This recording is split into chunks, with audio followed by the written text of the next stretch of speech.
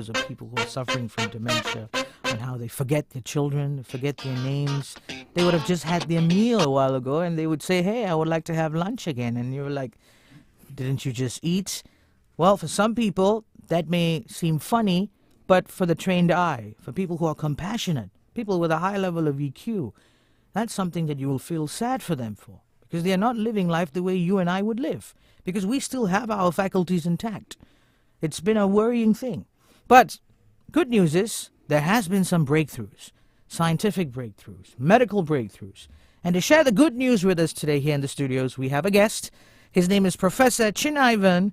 He's the head of the Geriatric Medicine Unit of University Malaya Medical Center. Professor, good morning and welcome to Health on Tracks. Good morning, Anil. Thank you so much. I'm fine. Thank you so much for having me here on TRAXXfm this morning. You're welcome. It's a pleasure to be here, and it's a pleasure to share a little bit about dementia so that we can raise some awareness about this very important condition. As you mentioned earlier, dementia itself, it's really not a disease as such. It's an umbrella term that's used to describe loss of cognitive function, problems with memory, language, problem solving, and other thinking abilities to such an extent that it interferes with someone's daily life and activities. And sometimes some people with dementia can find it hard to control their emotions, and sometimes there may be a change in their personalities. As many of people here may know that Alzheimer's disease is the commonest and probably the most well-known cause of dementia. So because of this, when most people think of dementia, they think of Alzheimer's disease. But there are many other conditions that cause dementia, and it's important to differentiate between them because the treatments may be very different. So when I want to sort of give our listeners an understanding, Professor, and I think you would be the best person to do that. What exactly happens to our brains when we sort of start getting sucked into this in Alzheimer's? What happens to our brains? Well, let's take Alzheimer's as an example. Yeah. In Alzheimer's disease, what we think happens is approximately 20 to 30 years beforehand, something triggers the deposition of certain proteins in our brain. In Alzheimer's case, it's an amyloid beta protein that causes perhaps inflammation, other changes, neurotoxicity, and that causes our brain cells to actually die. So after about 20 years, then we start having symptoms like forgetfulness that we see as such. So initially it may be mild, but as the disease progresses, then it becomes more severe. So talking about forgetfulness, how do we measure that ourselves? Because I sometimes do feel that I'm forgetting things quite often now at my age. So is that something that we should be worried about, or how do we sort of... Yeah.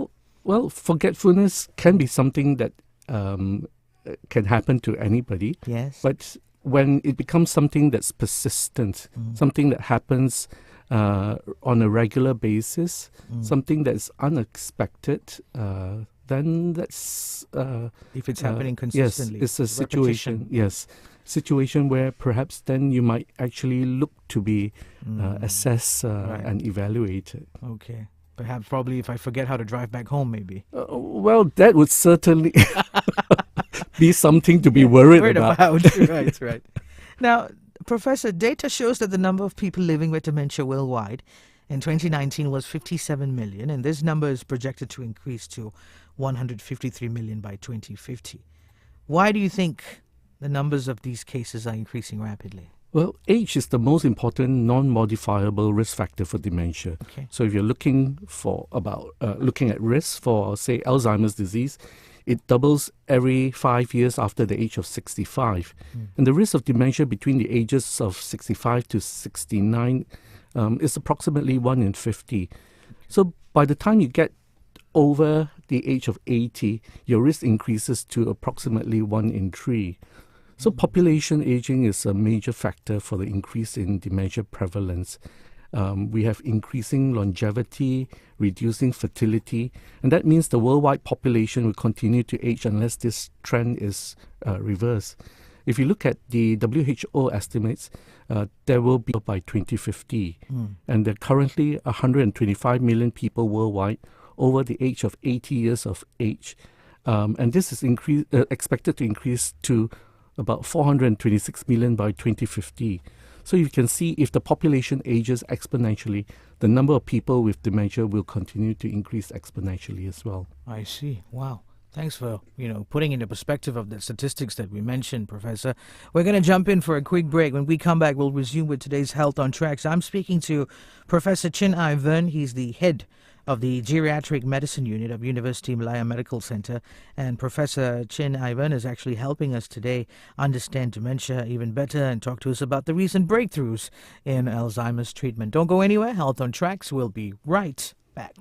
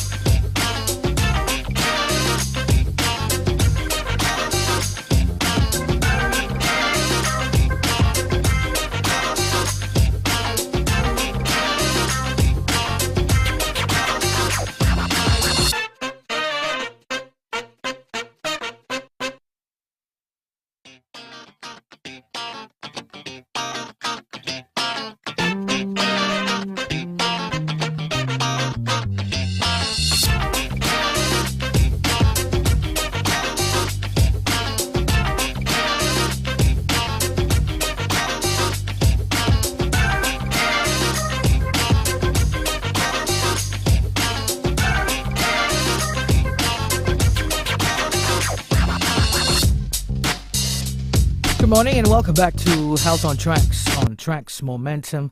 My name is Anil on the mic, and today I have a special guest in the studio. His name is Professor Chin Vryn. He's the head of Geriatric Medicine Unit at University Malaya Medical Center. And Professor Chin is today speaking to us about understanding dementia, as well as sharing with us some recent breakthroughs in Alzheimer's treatment. Professor, welcome back to Health on Tracks. Thank you. Thank you very much.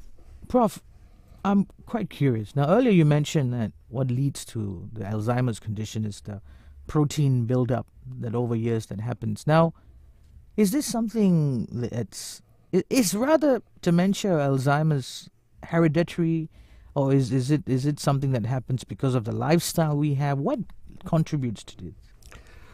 Well, there are types of Alzheimer's disease that are hereditary, but they are very uncommon, and they affect specific genes, genes like presenilin.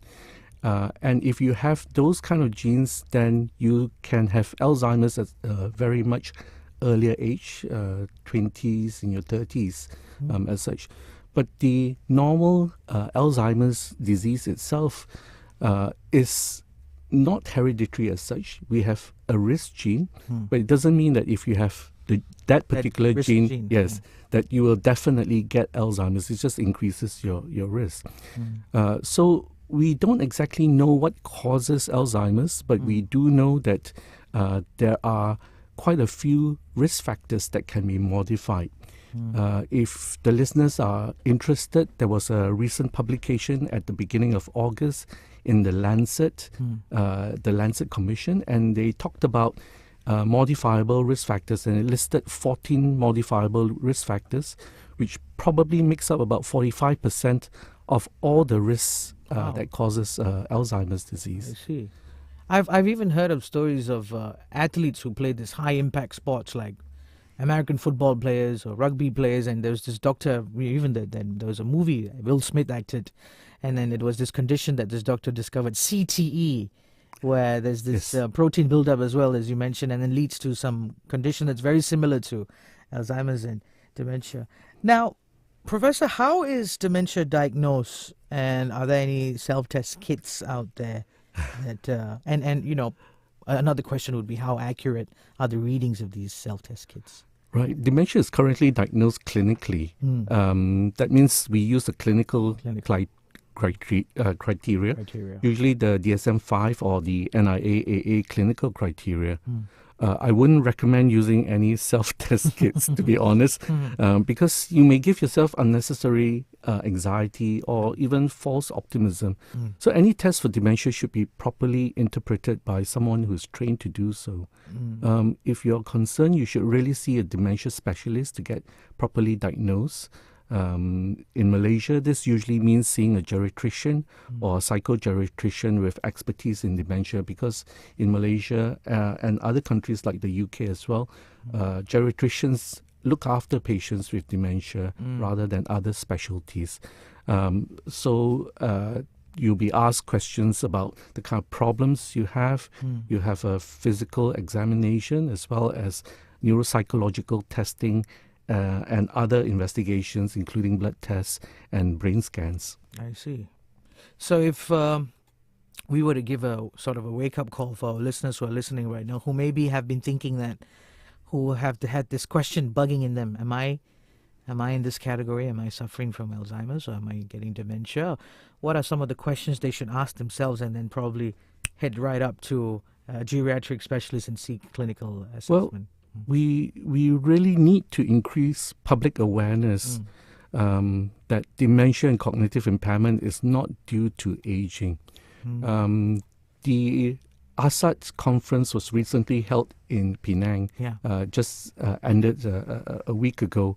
And during the ASAT, one of the studies that was presented, done in Malaysia, showed that 80% of the urban community over the age of 65 thought that dementia was part of normal aging. That's not the case as such. So if you have any problems with your thinking processes, it doesn't have to be memory. It could be, usually is memory for Alzheimer's disease itself. Or if you notice your family or loved ones having problems with their memory, repetitive speech, mislaying things, and again, it's something on a consistent basis, then certainly you should be checked out. Right. You know, Professor, I've recently read a lot of articles, and I see this term now surfacing online, especially with lots of these scientific research experts. The hippocampus is the part of the brain that actually stores memory, that helps us remember things. How is the hippocampus affected in this Alzheimer's or dementia? Well, the hippocampus, or the middle temporal area, is usually the first area that's affected by Alzheimer's disease. We don't know why. And that's why memory tends to be a problem early on in Alzheimer's disease. Right. Now, you can have other atypical types of Alzheimer's disease. You can have what we call a posterior cortical atrophy. There's this executive type of Alzheimer's disease, which affects different parts of the brain, other parts of the brain. But the hippocampus and the middle temporal area is, for some reason, the first area to be affected. Right. Are there any brain food in particular, Professor? I have to ask you this. I got to make use of this opportunity. Anything we can consume to enhance the abilities of our brain's function? Well, what sort of foods? Having a good balanced diet is important.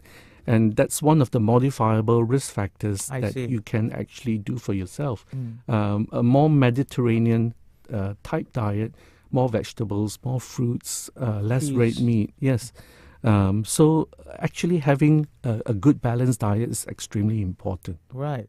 And I think you gave us a good golden nugget there. Mediterranean diet, yeah? Yes. Okay, I shall see to it now that I shift my diet to be a much more Mediterranean diet. Thank you so much, Prof. We'll go in for a quick break. When we come back, we'll continue. This is a very fascinating discussion. I'm learning a lot of things, and I bet all of you are learning the same as well. I'm speaking to Professor Chin Vryn, and he's helping us understand dementia and speak to us about the recent breakthroughs in Alzheimer's treatment, which is what we are going to touch on when I come back after this break. Don't go anywhere.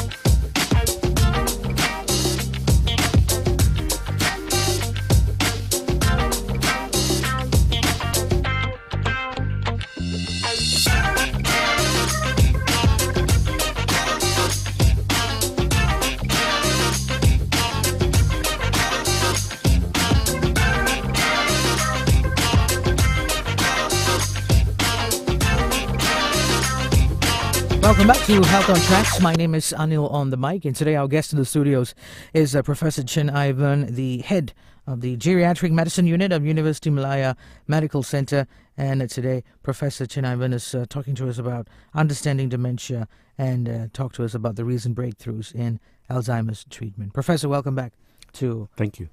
Health on Tracks. Now, we are all excited to hear the good news from you.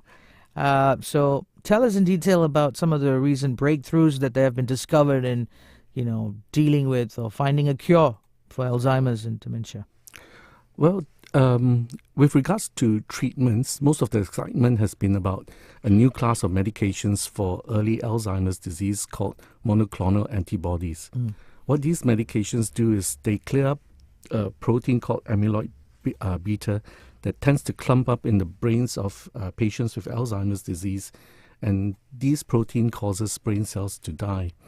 The first monoclonal antibody, aducanumab, was given a conditional FDA approval in 2021, but there was a bit of controversy about this medication because it showed clearing of the amyloid, but not improvements in patients, and it's currently not used.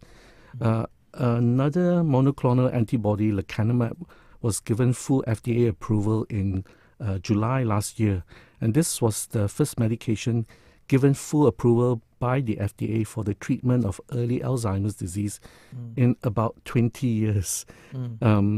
Lecanemab is what we call a humanized IgG1 monoclonal antibody, and it binds to this amyloid beta soluble protofibrils. So if anybody's interested, you can read up on the trial called Clarity AD, which was an 18-month treatment, multi-center, double-blinded, placebo-controlled trial. And it showed that an infusion of lecanemab every 2 weeks reduced clinical decline by about 27% after 18 months of treatment compared with those who receive a placebo.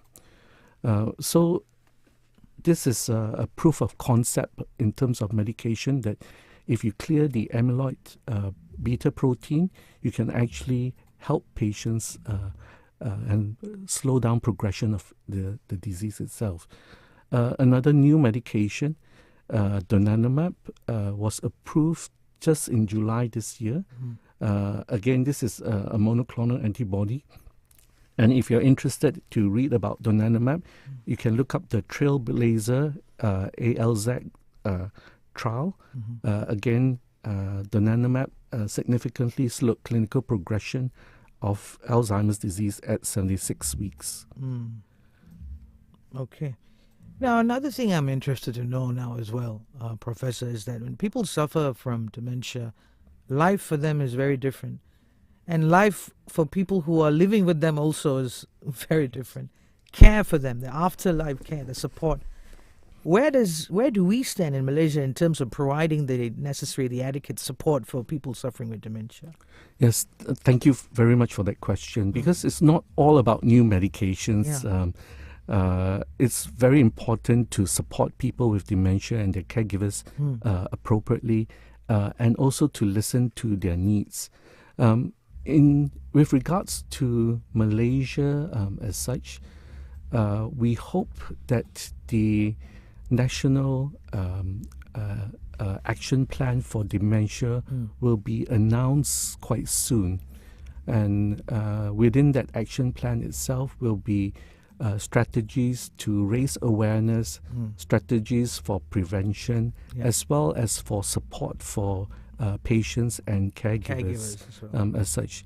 Because it's really important to, in terms of Alzheimer's disease, to develop Malaysia into a dementia-inclusive society and a community where people with dementia can be respected, are respected, and included as valued members of our community. And we need to maintain the rights and the dignities of people with dementia itself. We need a Malaysia where dementia is normalized and people with dementia are supported to continue to live fulfilling lives for as long as possible. We need to think about dementia as a disability that we can overcome. For example, if you have a wheelchair, then you have a ramp as such. So if you have cognitive impairment, then this is something that we can overcome. And seeing that you are someone who specializes in matters concerning the brain, Professor, and I'm sure you would have debunked a lot of myths, a lot of fallacies. How about we try to spice our conversations up? What are some of the, most heard of myths or fallacies about the brain that you wish to break over here on the show? Talk about it. Well, I think that's the first one that I want to debunk is the one that I've already mentioned, that dementia is not a part of the aging process. Right. So just because you're getting older doesn't mean that you will get dementia or you're going to inevitably develop dementia. Right. So I think that's the most important myth to debunk, really. So it's not age-related at all. Well, age increases your risk. Yeah. But just because you're getting older doesn't mean that you're going to be by default dementia. getting dementia. Right. Yes. Okay. All right. Professor Chin Ivan, thank you very much for setting aside your time and making this journey over here in TRAXX and having this conversation with us. Producer Achu and myself, we learned a lot from you today. Before we let you go, any parting words from you for our listeners? I'd just like to say that the University Malaya Medical Center Geriatric Unit will hold its annual International Day of Older Persons celebrations on the 17th to 18th October this year at the new Hospital Plaza. We'll be having a public forum, webinar, interactive exhibition booths, and we want to promote public awareness on how to keep older people well and independent. Right. So please do join us. Sure. Thank you very much, Professor Chin Ivan, on behalf of TRAXXfm, producer Achu, and myself. We want to thank you again for making this journey over here, enlightening all of our listeners about... Thank you. It's been a pleasure. Of course. Thank you very much. Have a lovely day. All right. And that is a wrap for today's edition of Health on Tracks on Tracks Momentum. We spoke to Professor Chin Ivan. He's the head of Geriatric Medicine Unit of University Malaya Medical Center. And today, Professor Chin spoke to us about understanding dementia and recent breakthroughs, and also broke an age-long myth about dementia, that it's not age-related. Just because you get older doesn't mean that your chances of suffering from dementia increases. It can happen at an early age as well. If you missed out on any part of this interview, you just tuned into your radio set and you're like, oh my God, I wished I caught this. Worry not. You can always catch the replay by visiting TRAXXfm Official's Facebook page or our YouTube channel. Until then, shine by Collective Soul. That one's for you.